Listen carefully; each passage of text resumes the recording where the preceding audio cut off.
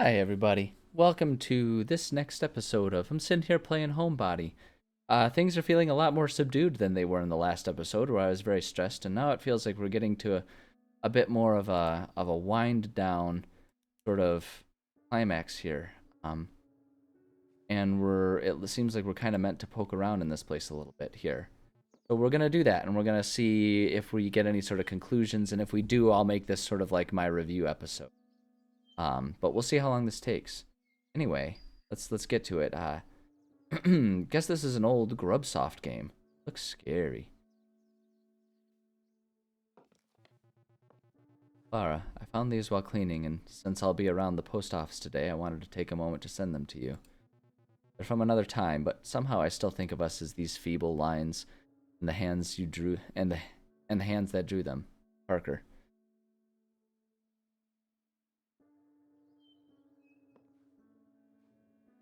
Parker, I'm watching the sunset over the lake as I write this. The garden I told you about has finally begun to pay off. Zucchinis are just beginning to flower. My tomato plants are bearing big, misshapen fruit.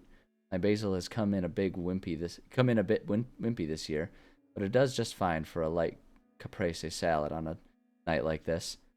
Think back on the dinky little garden I tried so hard to cultivate in your side yard that summer, where everything I planted was choked out by the single rogue watermelon vine, and how we checked on that wayward little watermelon every day, joked about the seed spitting contest we'd have when it was grown. And of course, those rat bastard squirrels beat us to the punch. We found that hollowed out rind you were crying laughing, and I was just plain crying. Such a silly thing. Speaking of silly things, you heard from any of the old gang lately? Never believe it, but I find myself getting lonesome out here in the middle of nowhere. Sure you understand this feeling. It is a joy to live alone, yes, but I find myself missing the sounds of poorly picked guitar in the early morning, the inexplicable clunks in the bowls of the house, the smell of the damp cellar mixed with clove cigarettes, the art projects, the experiments, the conversations we had just sitting on the steps outside, arguing about nothing. Kids sometimes come down to the shore off my property and smoke grass. The smell drifts up here and drives me crazy with nostalgia. They believe they're being sly, and I'm happy to let them think so, just so long as I can enjoy their distant laughter and fun. Makes me miss you, and that house, and the people, very much. Wonder if we could corral all the old folks back together for some sort of reunion, an exchange of ideas, as we would have called it then. It'd be lovely to see some familiar faces again and do whatever it is we aging punks do with ourselves now that we're no longer cool or relevant. Not that we ever really were, anyway. So, enough of my navel gazing. Are you well? What are you working on? Tinkering with? That cat still hanging around your back door? Do you have any books to recommend? Please drop me a line whenever you find the chance. I do so love to pick that strange brain of yours. Warmly. See. I'm in the accumulator. One box with a switch and a light bulb. The accumulator, I guess. From before Nest's obsession made it a messed up mad science machine. So I guess when we're ready, we just flip the switch on the accumulator? Wait, that's the accumulator? It's like a closet. Yep. Just a totally normal, creepy, old pseudoscience box. Give it a try, I guess. Worked last time. And what happened to the others after I left? The other kids? They all disappeared. How long after you went into the elevator, they were just gone? Then the elevator came back up and the killer got in and went after you. Then the house started to change. What happened to this place? I'm hoping this will let me go through all these trees. I kind of want to know. I want to know, you know? I have no idea. I mean, I guess I have some idea. You saw it. Falling apart. It feels like it shed the layers we had put on it. Like it turned back into Nest's house as it actually was. Without all the emotional burden we had put on it. Yes. By the way, what's the deal with those flashy little creatures? Those fleshy little creatures? Little jiggly things in Nest's house? Yeah, okay, so that makes me think that there were a couple times when I was like, did someone see that like through the door? I wonder if those were those, and there was something more I could have done to figure out what was going on with those. Um, yeah, God, I wish I knew. They sort of reminded me of the killer. bipedal flesh lumps kind of going through the motions of human behavior. But like, baby? Almost like the killer had more reference material to pull from. There was this time where one had gotten injured and was dragging itself towards me, whimpering and stuff. Started nuzzling against my leg like it wanted me to pet it. So I did until it died. That might have messed me up more than some of the times I've watched you guys die. What did its skin feel like? What velvet? Yeah, would have guessed this place was made out of meat. Definitely not me. Do you think this place has been making us out of the same stuff? Oh, I refuse to entertain this possibility. Yeah. What do you think happened to Nest? My heart of hearts, I think I'm kind of charmed by him, in spite of everything. I want to hope he got older and wiser somehow. The letter over there from Clara. Tone is like she's a little older and wiser herself. Sounds like Nest got back in touch with her at some point, and he's not replying like he's preening obnoxious jerk, so I guess he did something right. Pretty heartening. Clara seems genuinely interesting and sweet. I feel weirdly attached to this idea of her. Which might just be Nest's idea of her. Speaking of Nest's ideas, read his doofy sci-fi? Oh yeah, very bad. You can see the pamphlet now. Are you at risk for becoming a baby man? See anything interesting in the sky? No, you don't. Go inside. The drawing on it is of, like, an old cigarette ad looking guy with lightning shooting out of his eyes. Like an old prog rock album cover. And the drawing's bad. The drawing is really bad. You. You too, dummy. Even if he only had a little time left, hope that after all this he figured out how to stop being a shut-in. Hope that after all this I figured out how to stop being a shut-in. Never too old to have not figured any fucking thing out, I guess. Always thought you had it more figured out than me. Well, glad the elaborate ruse of my entire personality worked. Yeah, let's do this one. What do you think happened to the other kids after they disappeared? Guess the same thing that's gonna happen to us? Yeah, did we ever end up working our shit out? I don't know. Maybe. I like the thought of it. Too. You ever hash things out with Laura? I don't remember. Hope she found a better roommate. Remember anything that happened after this? Don't even know what year it is. I don't think there's anything else to look around at. I think I'm ready to go.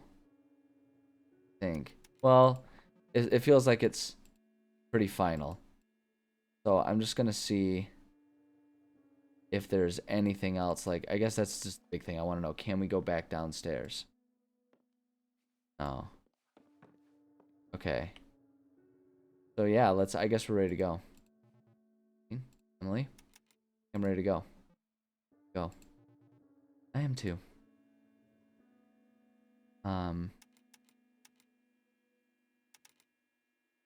Yeah, let's do this one. Please, let's get together soon, okay? Oh, okay. Yeah, we can't do that one. Interesting. Good seeing you. Pleasant.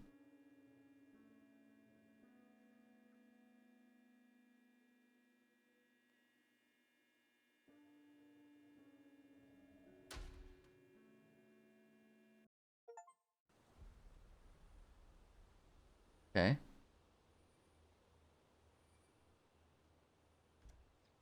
Oh.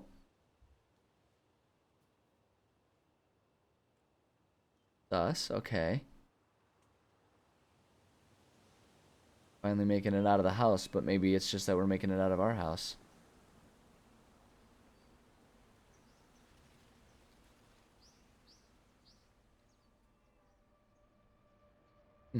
Sun being the lightning orb.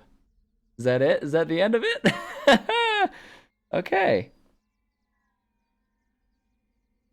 Okay. All right. All right. All right. Wow. There it is. Not gonna lie, that last conversation, I was misting up a little bit. That was good. Yeah, what are we? We're like 10 minutes into the episode. I guess we can turn this into my final thoughts episode. I've been thinking more and more about having final thoughts and end of game things rather than tacking it onto the last episode, just like flat, just like doing a separate episode. But since I didn't know, and we're here at the end, and we're only at 10 minutes, I guess we could just kind of give my final thoughts. Although I haven't really had, I mean, obviously, I haven't had any time to really collect them. I've been thinking a lot about this game since I started playing it. I mean, I guess just initial knee-jerk reaction, I liked it. I liked that game. It was really good. I mean, I think mechanically there could have been a little bit more cleaning it up. I think to give them credit, I think doing these sort of third-person fixed camera games, it's funny that I played this one and it had that same concept, that same control scheme as like Resident Evil, right? Because I was playing Resident Evil right before this one, and maybe this one would have worked better if I had done with a controller rather than using the mouse and keyboard. But I stuck with mouse and keyboard this time.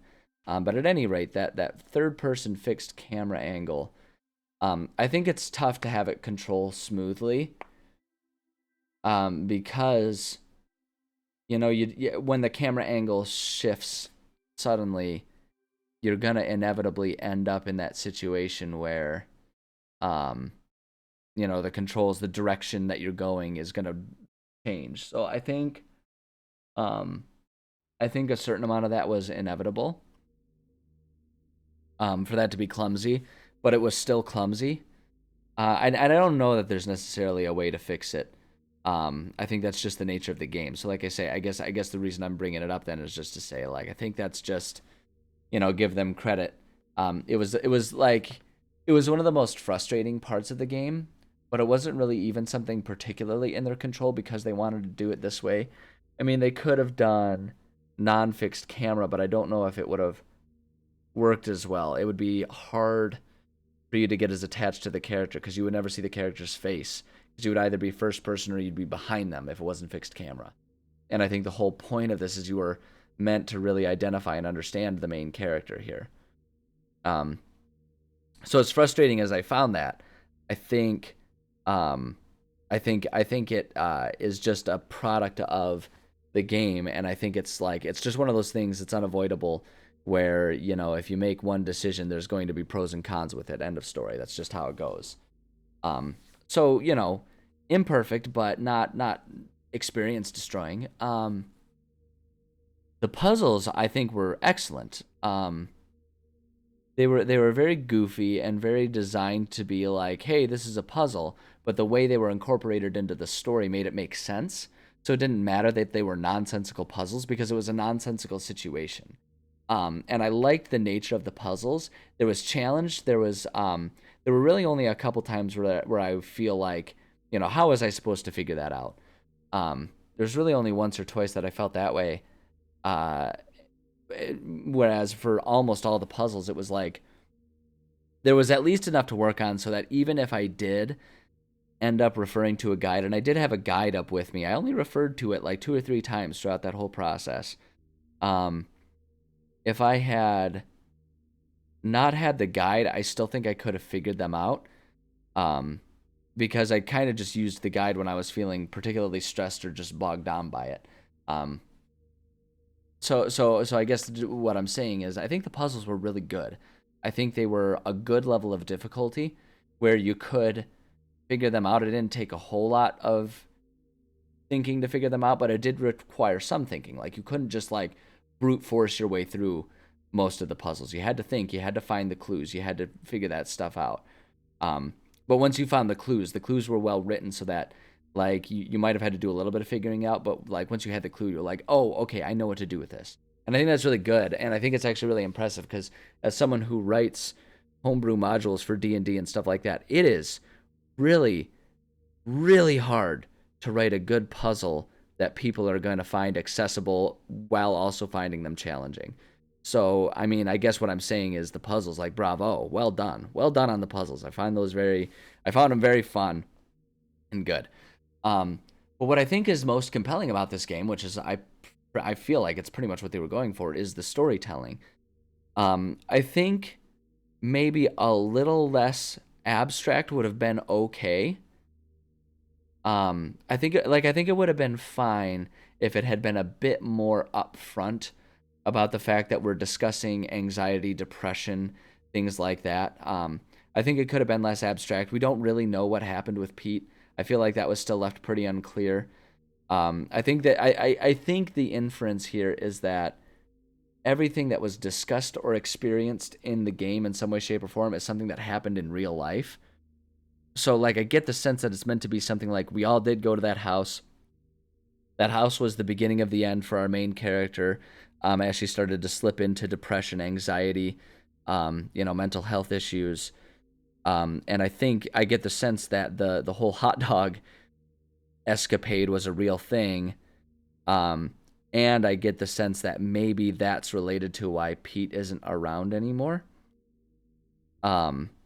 But that was left unclear, and I think for telling a story, it would have been okay for it to be a bit more blatant about that kind of stuff. But the flip side of it is, by being vague about these things, I think the game did achieve something really unique and interesting. And I think what that is it turned itself into an interesting discussion about the nature of depression and anxiety. And I think the way it did that, like, allow me to wax poetic a little bit here, just about what I was thinking a lot about. I am someone who has had issues or struggles with anxiety and depression in the past. Nothing too particularly extreme, but I have had issues. I have had to take medication at times in my life before, depending on what was going on in my life. And what I think was incredibly interesting and really cool about this game is the scenario that we were playing through really kind of recreated in me exactly the sense of why anxiety is such a struggle. And what I mean by that is, I knew while playing this game, the stakes were low. I knew if I died, I would just regenerate and try again. There was nothing problematic. I wasn't even going to lose progress because the game saved progress in many situations. I mean, like, the most stressful thing that I went through was at the very end trying to do the pumps when the stabbing creature was there in the first place. But I didn't even need to do that because I just had the wrong room. I was thinking about the wrong thing, right? So it's like, so I knew there were no real stakes involved in this. I knew I could try as many times as I needed to. I knew I would eventually solve the puzzles and figure out the ending, and there was no big deal. There was really no penalty to all of the negative things. And yet, I felt extremely anxious about what was happening. I didn't want to get stabbed. I wanted to accomplish as much as I could. I kept spinning my wheels. I kept going. I kept trying to avoid the bad things, even though I knew that they weren't going to actually happen because I could just try again. And that's exactly what my personal experience with anxiety and depression has always been.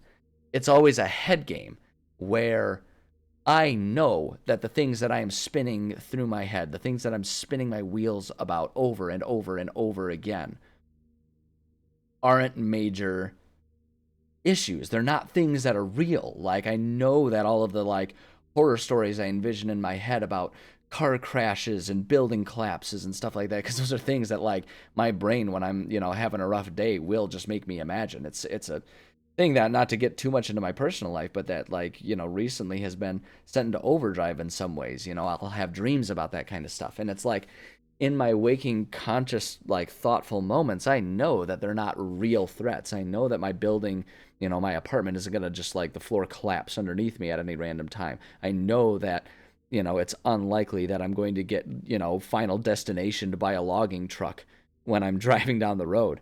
Right, but I still worry about it. You still worry about it. You still feel that you can't avoid it, and it still gets to you. And so that's what's, with this game, that's what's so interesting about it. Is it's having a discussion about that fact, while still, like, creating that in an entirely fictional sense. Like, it uses a fictional setting to invoke the feeling of what we want to discuss, and it's a really interesting thing. I don't know if it will resonate that same level to, like, with anyone else that plays it, but to me that really resonated, and I think that's what makes me really like this game and really appreciate what it is trying to, or at least what I get the sense that it's trying to say. I don't know. Maybe this is all my interpretation. Maybe the writers and creators of this game are sitting here, that maybe they'll listen to this review and be like, what the that guy talking about? But like, that's where I get out of it. So, just when I'm thinking about this game in the sense of, okay, how do I rate this game? What do I give it? Um, I'm compelled to say it was really good. I mean, quantifying games can be so hard because there's so much subjectivity about it. Like for me, this concept of discussing anxiety and depression and mental illness, it really resonates with home because it's stuff that I have at times in my life struggled with personally. Um, Someone else, it just might not resonate. It might just feel kind of like a weird meta art house puzzle game that the puzzles were kind of interesting, but then at the end of the day, they're kind of like, hey, meh, it was fine. Um, so I guess all I can do is for my rating, talk about how I liked it. I don't know that I want to try and quantify it. I give it a XYZ out of 10, because because the other thing about those is it's always meaningless. Like, are we talking the IGN out of 10 scale in which 7 is garbage, 8 is amazing, 9 is best game in the world, and 10 is like, just when they feel like they really want to like impress someone, so they really only have a 4-point scale. Are we talking about like a grading rubric where it's like everything above 50% is passing and then everything below it is failing? So you really kind of are only using like a 5-point scale because after 50%, it's like, what's the point of, even discussing lower than that? Or are we using a full out of 10 where it's like a 1 is the worst game I've ever played, 10 is the best game I've ever played, 5 is like, yeah, it was okay. And then we go from there. It's so hard to know. So it's like giving a number is difficult. But I guess what I would say about this game is anyone who asks me about it, I will 100% say they should play it. And if there's anyone looking for, like it gets classified, at least on Steam, it seems to be classified as a horror game. I don't even know if I would call it a horror game. I'd call it like a thriller suspense game with an interesting, meaningful story. So I guess I would recommend it to anyone who enjoys thriller, suspenseful game settings, but also likes deep discussion. If you like those two things, it has those two things. It's gonna nail it for you. I don't know if I would call this my favorite game of all. I know I wouldn't call it favorite game of all time. I don't even know if I'd say favorite game. Excuse me, of the year. Of course, that's unfair because Tears of the Kingdom came out. I'm like 1,000 hours into that game. That is not an exaggeration, and I am still playing it. It has become my, like, some people come home and they'll just sit and watch sports or sitcoms. I come home and I sit and I'll play an hour of Zelda. I don't even know if I care about the story anymore. I'm just running around and sandboxing it these days, collecting everything. It's beautiful. So when it's going against that, it's going to be hard for it to be favorite game of the year. But as far as rating it among the games that I have played this year, I would put it in the top. I don't know, probably the yeah, in the top third or top quarter of games that I played. It was really good. It was really good. I liked it. I appreciated the length of it too. It didn't get too overbearing. I think some of the cutscenes could have been broken down a little bit just to help the flow a little bit, but of course that stands out a bit more to me because I'm trying to, stream and record and break it into like half-hour chunks, and so I ended up in situations where you end up like the last time. I was worried it was going to keep going on and on and on forever. But then it turned out there's only like 10 minutes left, even though I had already done a 40-minute episode, right? But that's more on me. That's not on the game makers.